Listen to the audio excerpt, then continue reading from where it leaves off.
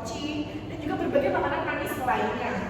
Nah, apa sih penyakit diabetes mellitus itu? Nah, penyakit diabetes mellitus merupakan gangguan proses metabolisme yang terjadi pada hormon yang terjadi pada organ yang bernama organ pankreas. Nah, organ pankreas ini menghasilkan hormon bernama hormon insulin. Hormon insulin ini berfungsi untuk menurunkan kadar gula dalam darah. Nah, apa yang terjadi jika hormon ini mengalami penurunan? Yaitu akan terjadi peningkatan pada gula darah manusia. Sehingga untuk normalnya itu ada 140 mg per desiliter. Jika hormon tersebut berkurang atau produksinya tidak efektif, maka produksinya ini akan menurun sehingga kadar gula darah akan meningkat. Selanjutnya yaitu polifagia, yaitu rasa lapar yang terus meningkat. Itu terjadi karena tubuh kita itu kelelahan, jadi kita tubuh memberikan sinyal untuk meningkatkan metabolisme itu melalui rasa lapar yang terus-menerus ya. Kemudian yang selanjutnya terlalu sering buang air kecil atau poliuria. Hal ini terjadi biasanya sering buang air kecil pada malam hari. Di luar ambang batas seperti 5-8 kali itu pada malam hari saja. Kemudian yang terakhir yaitu meningkatnya produksi urin, itu masuk ke dalam poin yang terlalu sering buang air kecil. Kemudian di sini kita akan membahas tentang tanda dan gejala pada diabetes mellitus. Oke, untuk yang pertama yaitu rasa haus yang terus meningkat atau dalam bahasa medisnya itu kita sering menyebutnya polidipsi. Itu rasa hausnya meskipun kita sudah minum itu tetap terasa haus. Jadi rasa haus yang tidak normal, abnormal seperti itu ya. Kemudian yang poin yang kedua yaitu lelah. Kelelahan yang terus-menerus itu bisa menjadi tanda gejala pada penderita diabetes. Poin yang ketiga yaitu penurunan berat badan yang signifikan. Selanjutnya kita akan membahas mengenai etiologi atau penyebab dari diabetes mellitus tipe 2 ini. Diabetes mellitus tipe 2 merupakan penyakit yang kompleks dengan etiologi multifaktorial, di mana beberapa faktor yang dapat menyebabkan diabetes mellitus tipe 2 ini. Yang pertama faktor genetik, faktor gaya hidup, dan juga faktor lingkungan. Untuk yang pertama yaitu faktor genetik, seseorang yang memiliki riwayat keturunan diabetes akan memiliki risiko tinggi mengalami diabetes juga. Yang kedua yaitu faktor gaya hidup.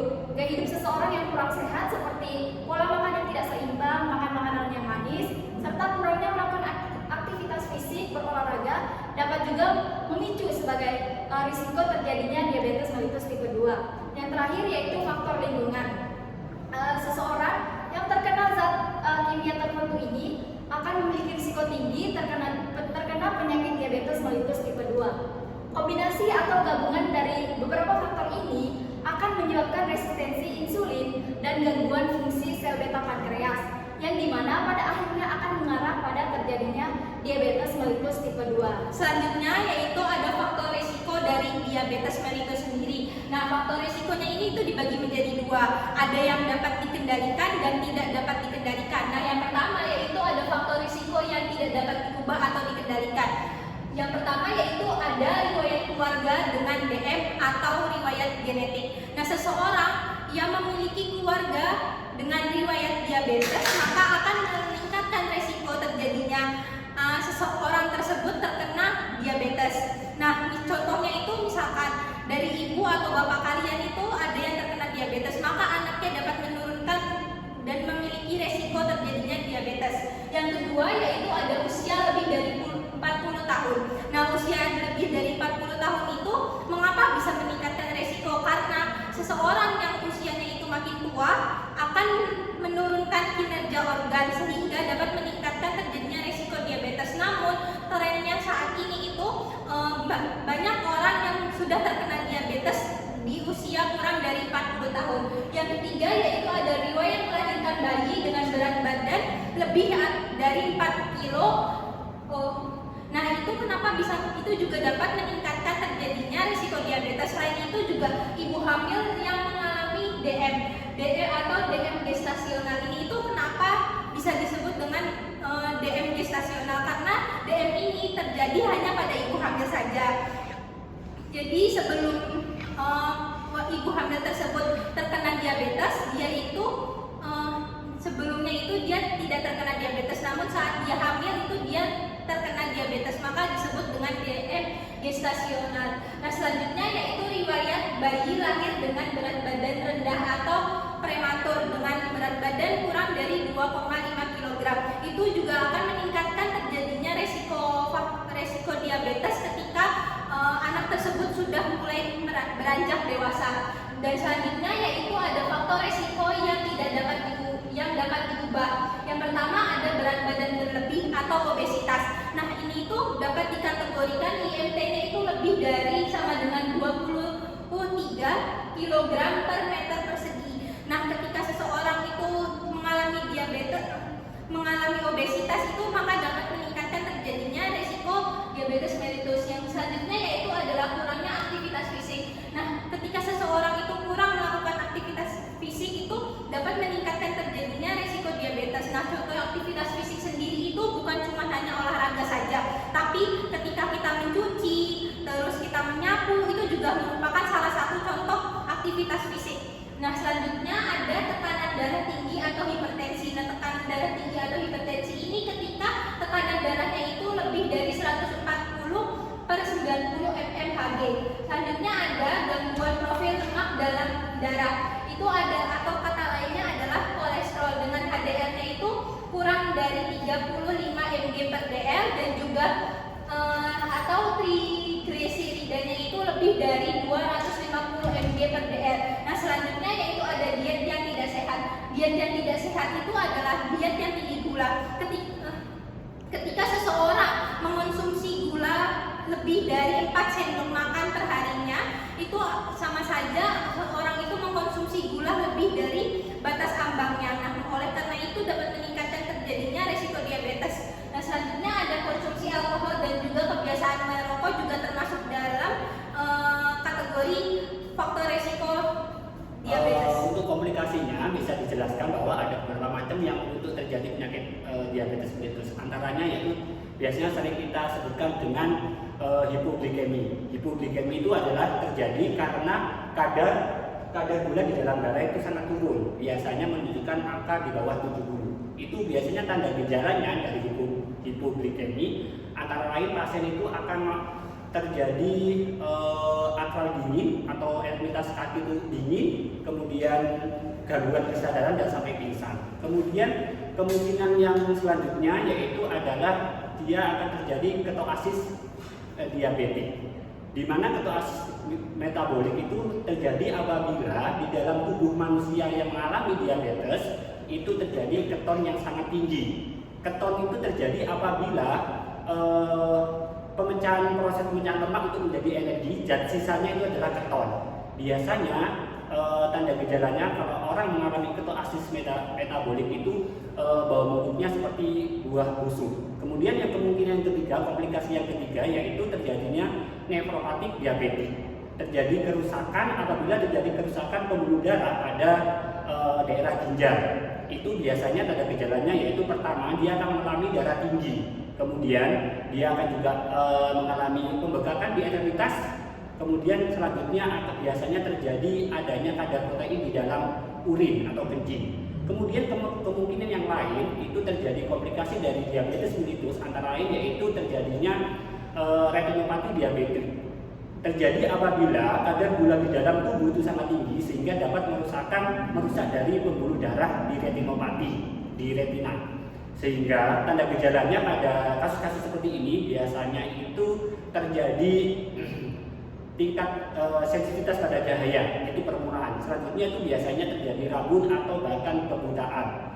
Kemudian yang selanjutnya itu biasanya terjadi komplikasi yaitu adanya masalah kerusakan pada kaki dan kulit. Itu biasa terjadi karena atau biasanya itu neuropati diabetikum. Jadi saraf-saraf dari orang yang mengalami diabetes itu rusak. Itu dikarenakan karena darah di dalam glukosa di dalam tubuh itu sangat tinggi sehingga menyebabkan kerusakan pada saraf. Biasanya itu ditandai dengan adanya tingkat sensitivitas pada kaki itu sangat ringan, jadi tidak terasa nyeri. Kemudian dia akan mudah untuk cepat luka dan sulit untuk sembuh. Terima kasih. Baik, selanjutnya yaitu memasuki penata laksanaan diabetes mellitus tipe 2. Nah, penata laksanaan diabetes mellitus tipe 2 ini diawali dengan melakukan diagnosis diabetes mellitus. Biasanya untuk melakukan diagnosis sebuah penyakit akan dilakukan serangkaian pemeriksaan. Nah, pemeriksaan untuk mendiagnosa diabetes mellitus yaitu ada pemeriksaan gula darah suatu, pemeriksaan gula darah puasa yang biasanya dilakukan gizi ini puasa kalori minimal 8 jam, kemudian ada pemeriksaan gula darah 2 jam postprandial, ada pemeriksaan HbA1c, dan pemeriksaan tes toleransi glukosa oral.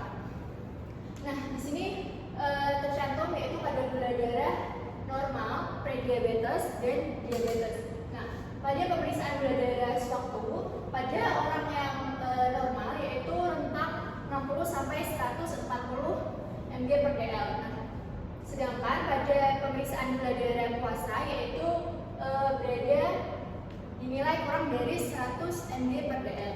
Kemudian hasil pemeriksaan pada seseorang yang menderita prediabetes untuk pemeriksaan gula darah sewaktunya yaitu menunjukkan nilai 140 sampai 199. Pada pemeriksaan gula darah puasa yaitu di rentang 100 sampai 126.